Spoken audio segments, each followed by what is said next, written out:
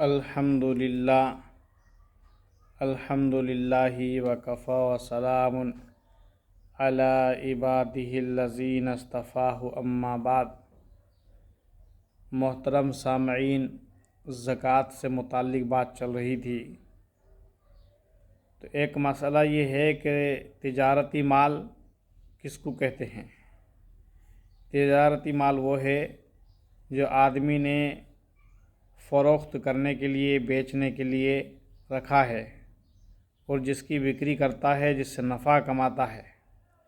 وہ مال کسی بھی قسم کا ہو، جیسے غلہ ہو، کپڑے ہوں یا کرانے کا سامان ہو، یا جو بھی کچھ ہو، تجارت جس سے کی جاتی ہو، سب پر زکوٰۃ فرض ہو جاتی ہے۔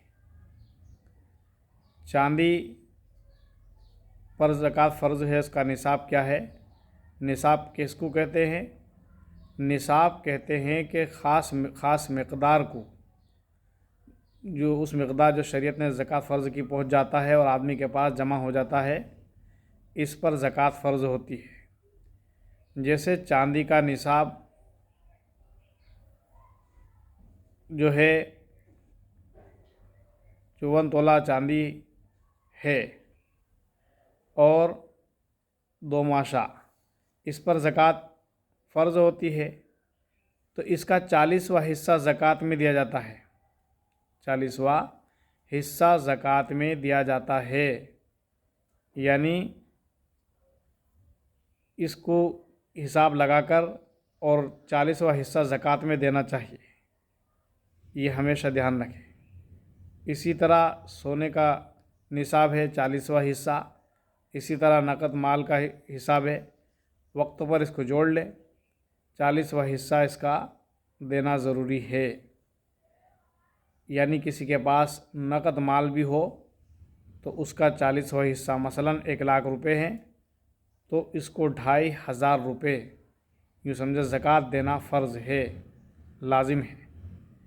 اگر اس نے اس میں کوتاہی کی ہے تو زکوٰۃ بھی اس طرح کا فرائض ہے، جیسے اسلام میں نماز فرض ہے، روزہ فرض ہے، زکوٰۃ فرض ہے، حج فرض ہے، اسلامی اعمال ہیں۔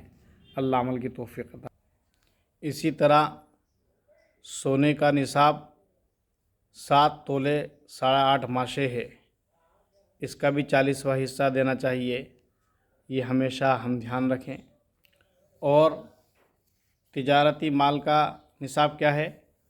تجارتی مال کا حساب جوڑ کر سونے یا چاندی سے نصاب قائم کر کے اور اس کی زکوٰۃ ادا کی جانی چاہیے، یعنی ہر چیز میں 40واں حصے کی زکوٰۃ ہے۔ اللہ پاک عمل کی توفیق عطا فرمائے۔